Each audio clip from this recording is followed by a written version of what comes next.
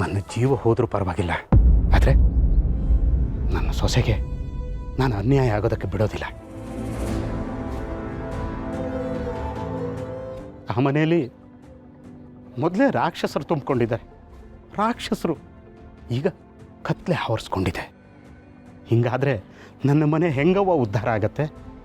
ಉದ್ಧಾರ ಆಗಲ್ಲ ಕಣವ್ವ, ಉದ್ಧಾರ ಆಗಲ್ಲ.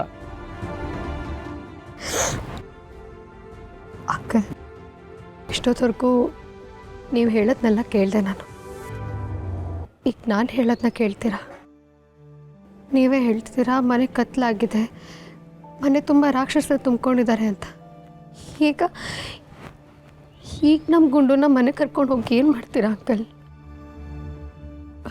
ನೋಡಿದ್ರೆ ನನ್ನ ಮನಸ್ಸಲ್ಲಿ ಬೇರೆ ಹುಡುಗಿನೇ ತುಂಬ್ಕೊಂಡಿದ್ದಾಳೆ. ನಮ್ಮ ಗುಂಡು ಪಾಪ ಗಂಡ ಇದ್ದು ಇಲ್ಲದಿರೋ ಥರ ಆ ಮನೆಯಲ್ಲಿರ್ಬೇಕಾ ಅಂಕಲ್?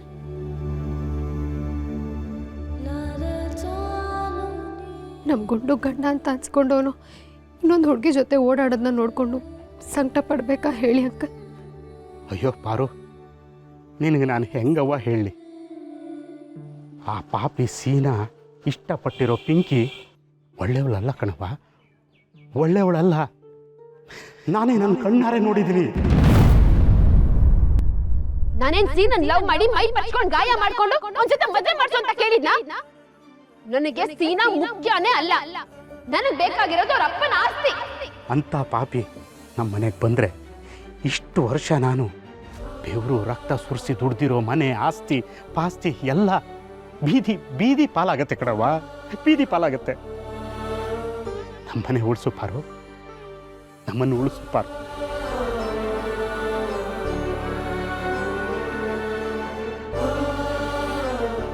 ಇದೆಲ್ಲ ನಿನ್ನ ಕೈಲಿದೆ ಪಾರು.